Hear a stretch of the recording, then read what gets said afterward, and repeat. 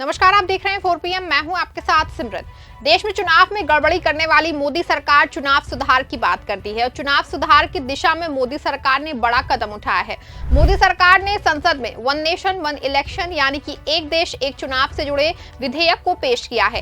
केंद्रीय कानून मंत्री अर्जुन राम मेघवाल ने संविधान विधेयक 2024 लोकसभा में पेश किया, जिसका कांग्रेस सहित तमाम विपक्षी दलों ने बिल में खामियां गिनाते हुए इसे संविधान के संघीय ढांचे के खिलाफ बताया है। इसके बाद अर्जुन राम मेघवाल ने विधेयक पर व्यापक विचार विमर्श के खातिर संयुक्त संसदीय समिति को भेजने का प्रस्ताव किया।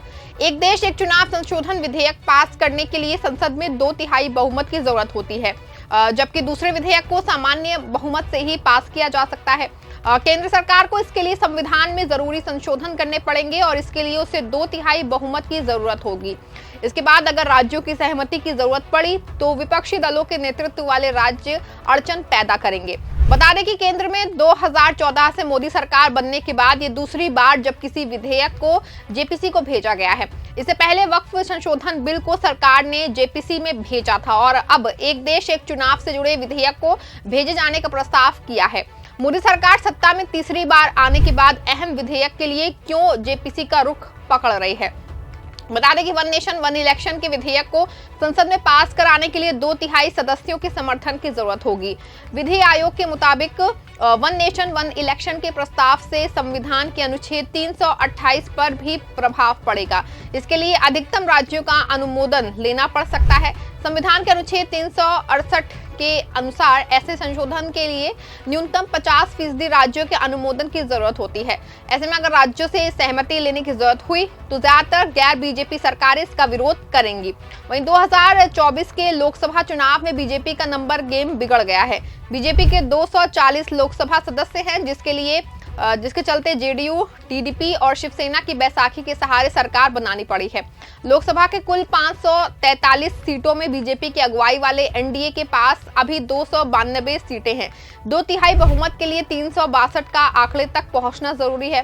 वहीं राज्यसभा की 245 सीटों में एनडीए के पास अभी 112 सीटें हैं।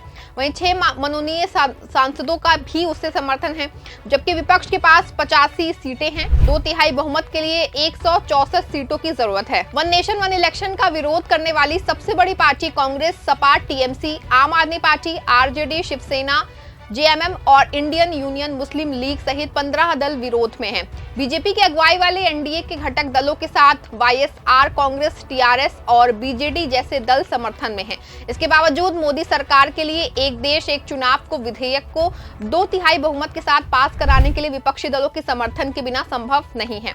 आपको बता दें कि मोदी सरकार ने भले ही एक देश एक चुनाव से जुड़े बिल को जेपीसी को भेजा हो, लेकिन वहां भी उसका ही दबदबा रहेगा। जेपीसी में लोकसभा और राज्यसभा सांसदों को संख्या के आधार पर सदस्य जो है वो शामिल किए जाते हैं। लोकसभा में और राज्यसभा दोनों की जगह पर बीजेपी के सबसे ज्यादा सांसद हैं। ऐसे में जेपीसी में सबसे ज्यादा सदस्य बीजेपी के होंगे।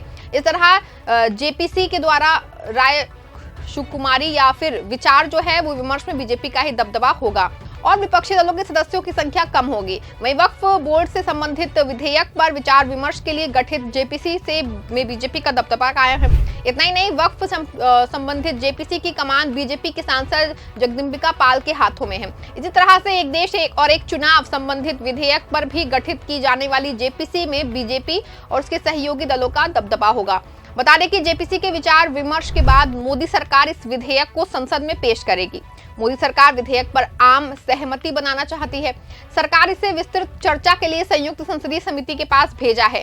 इस तरह से मोदी सरकार की कोशिश ये संदेश देने की है कि हम सर्वसम्मति और विचार विमर्श के बाद विधेयक को ला रहे हैं, जिसको लेकर केंद्र सरकार का दावा है कि वन नेशन वन इलेक्शन चुनाव सुधार की दिशा में एक जो अहम कदम है वो साबित होगा।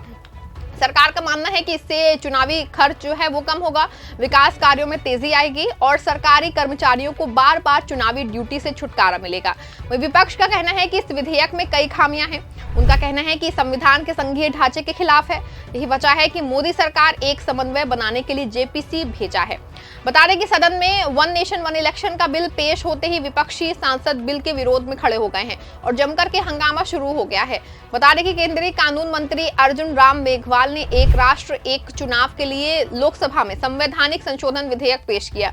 कांग्रेस सांसद मनीष तिवारी ने कहा कि मैं संविधान के 129वें संशोधन विधेयक 2024 और केंद्र शासित प्रदेश कानून संशोधन विधेयक 2024 की शुरुआत का विरोध करने के लिए खड़ा हूं। संविधान की 7वीं अनुसूची से परे बुनियादी संरचित सिद्धांत है और वो बुनियादी संरचना सिद्धांत बताता है कि वहां है भारतीय संविधान की कुछ विशेषताएं जो इस सदन की संशोधन शक्ति से परे हैं। आवश्यक विशेषताओं में से एक संघवाद और हमारे लोकतंत्र की संरचना है। इसीलिए जो विधेयक कानून और न्याय मंत्री द्वारा पेश किए गए हैं ये पूरी तरह से संविधान की मूल संरचना पर हमला है और इस सदन की विधायिक जो है क्षमता से परे है और इसीलिए उनका विरोध किया जाना चाहिए और उन विधेयकों की शुरुआत को रोका जाना चाहिए। वही समाजवादी पार्टी के सांसद धर्मेंद्र यादव ने कहा कि मैं संविधान के 129वें संशोधन कानून के विरोध में खड़ा हूं। मुझे समझ नहीं आ रहा है कि सिर्फ 2 दिन पहले संविधान बचाने की गौरवशाली परंपरा में कोई कसर नहीं छोड़ी गई थी।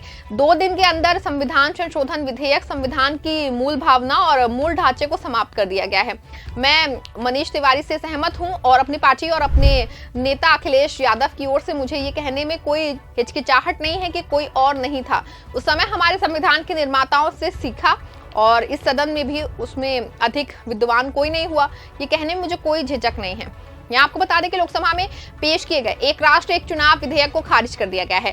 लोकसभा में इस बिल को लेकर के सरकार विपक्ष में गतिरोध बना हुआ है। जानकारी के अनुसार विधेयक पेश किए जाने के बाद केंद्रीय कानून मंत्री अर्जुन राम मेघवाल लोकसभा अध्यक्ष ओम बिरला से अनुरोध करेंगे कि विधेयक को व्यापक विचार विमर्श के लिए संयुक्त समिति को भेजा जाए।